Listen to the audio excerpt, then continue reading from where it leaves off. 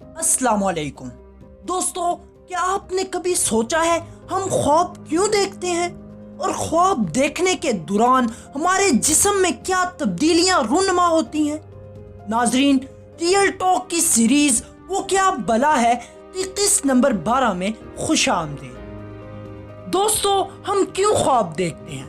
یہ ایک ایسا مزیدار اور عقل کو گھما دینے والا سوال ہے کہ آج سے 5000 سال پہلے کا انسان بھی یہی سوال کرتا تھا، اور آج کا جدید ٹیکنالوجی سے لیس انسان بھی اسی سوال کے جواب کا متلاشی ہے۔ آسان لفظوں میں یہ کہ ہمیں اس کا جواب نہیں پتا کہ ہم کیوں خواب دیکھتے ہیں۔ جی ہاں، اتنی ریسرچ کے باوجود انسان اس سوال کا جواب دینے سے قاصر ہے کہ انسان کیوں خواب دیکھتے ہیں۔ مگر اس سوال کا جواب ڈھونڈنے کی جستجو میں کچھ سائنسدانوں نے ایسی تھیوریز پیش کی کہ جن کو سن کر انسان حیران رہ جاتا ہے۔ آج کی اس انٹرسٹنگ ویڈیو کو آگے بڑھانے سے پہلے ہماری آپ سے گزارش ہے، ہماری ریئل ٹاک چینل کو سبسکرائب کریں اور ساتھ میں بیل آئیکن کو بھی دبائیں تاکہ ہماری جانب سے آنے والی نئی ویڈیو آپ تک پہنچ سکے۔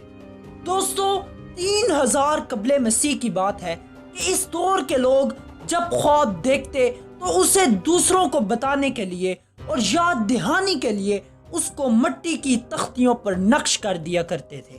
یہ انسانی تاریخ میں رقم خواب کا سب سے قدیم ذکر ہے۔ اس کے بعد قدیم یونانیوں کا ذکر آتا ہے کہ وہ اپنے خوابوں کو خدا سے کلام کا ذریعہ سمجھتے تھے، یا وہ اپنے فوج شدگان کے دیے گئے اشاروں کو خواب سمجھتے تھے۔ یعنی ان کا ماننا تھا کہ انسان کو جو خواب آتا ہے وہ خدا کا پیغام ہوتا ہے، یا ان کے وہ پیارے جو مر چکے ہوتے ہیں ان کا کوئی پیغام یا اشارہ ہوتا ہے۔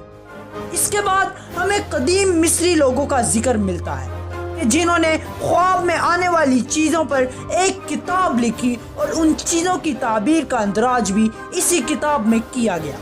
یہاں پر انسانی تاریخ میں خوابوں کی تعبیر کا پہلا ذکر آتا ہے۔ اس کے بعد بائبل میں کئی بار خواب اور اس کی تعبیر کا ذکر ہوا ہے، اور حتیٰ کہ قرآن مجید میں بھی خواب اور خواب کی تعبیر کا ذکر موجود ہے۔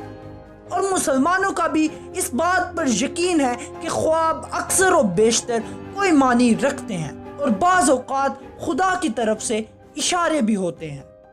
ناظرین، یہ تو رہی خواب کی تاریخ۔ اب ہم آپ کو لیے چلتے ہیں ان چند سائنسی تحقیقات کی طرف جن کا میں نے قبل ازیں ذکر کیا تھا۔ تو ریئل ٹاک کے معزز سامعین، تحقیق کے مطابق خواب ہماری دماغی صلاحیت یعنی میموری کو مضبوط بنانے کا عمل ہے کہ جب ہم سوتے ہیں تو ذہن وہ باتیں سوچتا اور دہراتا اور اس کی تصویر بنا کر خواب کی صورت میں دکھاتا اور آواز کی صورت میں خواب میں سناتا ہے، جنہیں ہمارا ذہن ضروری سمجھتا ہے، اور اس طرح وہ باتیں ہمارے لاشعوری دماغ کا پرماننٹ حصہ بن جاتی ہیں۔ تو دوستو، اگر میں آسان الفاظ میں بتاؤں، وہ رستے یا وہ سبق جنہیں آپ خواب میں دیکھیں یا یاد کر لیں، وہ آپ کو زندگی بھر کبھی نہیں بھولیں گے۔ دوستو، ایک اور تحقیق کے مطابق انسان اپنی خواہشات کو پورا ہوتے ہوئے دیکھنے کے لیے بھی خواب دیکھتا ہے۔ یعنی کہ اگر آپ نے دیکھا کہ آپ خواب میں بہت عیش کر رہے ہیں، تو مطلب یہ کہ آپ یا آپ کا ذہن عیش و عشرت کا طلبگار ہے۔ اور ایک اور تحقیق کے مطابق خواب میں نظر آنے والی چیزیں کچھ معنی رکھتی ہیں۔ مثلاً خواب میں قلم دیکھنا علم و تعلیم کی نشانی ہے، اور اس تھیوری کو اسلام بھی مانتا ہے۔ دوستو، اگلی تحقیق کچھ مختلف ہے۔ اس کے مطابق خواب آپ کو ذہنی طور پر کسی ایسی بری سچویشن میں ڈال کر آپ کو تیار کرتا ہے کہ جب آپ جاگ رہے ہوں تو بھی آپ ایسی صورتحال کا مقابلہ کر پائیں۔ مثلا خواب میں شیر سے آمنا سامنا ہونا یا آپ کا اونچائی سے گرنا، یہ آپ کو ذہنی طور پر تیار کر رہا ہوتا ہے کہ آپ نے اصلی سچویشن میں کیا کرنا ہے۔ ایک تھیوری کے مطابق ایک انسان کا خواب ان چیزوں کو اس کے ذہن سے ڈیلیٹ کرنے کے لیے آتا ہے جو باتیں فضول میں دماغ میں اٹکی ہوتی ہیں۔ اور جب خواب دیکھنے سے ایسی باتیں ڈیلیٹ ہوتی ہیں تو ہم ریلیکس ہو جاتے ہیں، اور اسی لیے جب ہم ایک گہری نیند لے کر اٹھتے ہیں تو ہم ریلیکس محسوس کرتے ہیں، اور اس تھیوری کو زیادہ صحیح مانا جاتا ہے۔ تو دوستو، جب ہم سوتے ہیں تو ہمارا جسم ان ٹیشوز کو ریپیئر کرتا ہے جو دن کے دوران ڈیمیج ہوئے ہوتے ہیں، یعنی کہ سوتے ہوئے انسان کے جسم میں پروسیس ہیلنگ چل رہا ہوتا ہے، اور اسی دوران ہمارا دماغ نیند کی سٹیج 5 پر چل رہا ہوتا ہے، جسے رولر کوسٹر رائڈ بھی کہتے ہیں۔